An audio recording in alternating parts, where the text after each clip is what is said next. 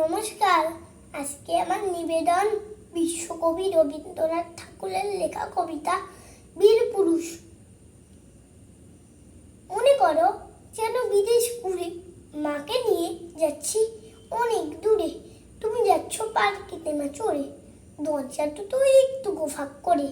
আমি যাচ্ছি রাঙা ঘোড়ার পরে, টকবগিয়ে তোমার পাশে পাশে। রাস্তা থেকে ঘোড়ার ঘুরে ঘুরে রাঙা ধুলোয় মেয়ে কুড়িয়ে আসে।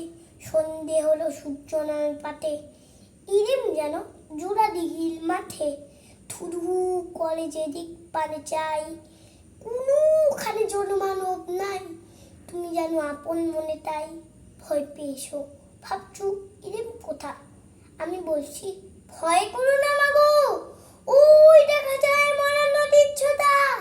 চোর কাটাতে মাঠ রয়েছে দেখি, মাঝখানেতে পথ গিয়েছে বেঁকে।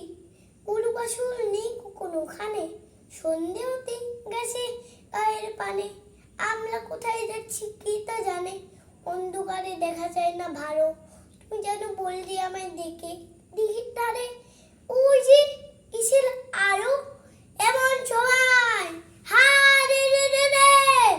ওই শিকার আসতেছে ডাকছে রে, ভয় পালকিতে কোণে ঠাকুর টিপটা চলুন কুচ্ছুমনি।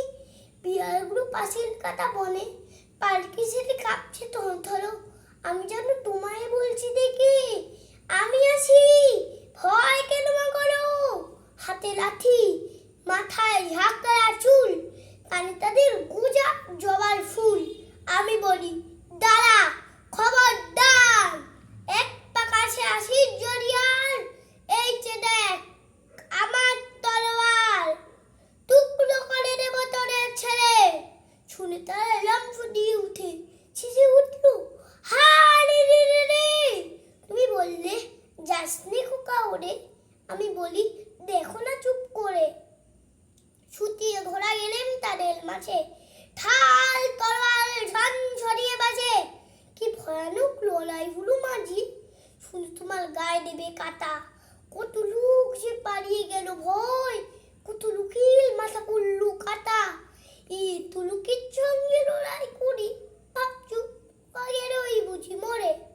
আমি তখন রক্ত মেখে ঘেমে বলছি এসে, লড়াই গেছে থেমে। তুমি শুনে পালকি থেকে নেমে চুমো খেয়ে নিচ্ছ আমায় কোলে। বলছো ভাগ্যে খোকা সঙ্গে ছিল, কি দুধ হতো তা না হলে। রোজ কত কি ঘটে তাহা, এমন কেন সত্যি হয় না আহা। ঠিক যেন এক গল্প হতো তবে, শুনতো যারা অবাক হতো সবে।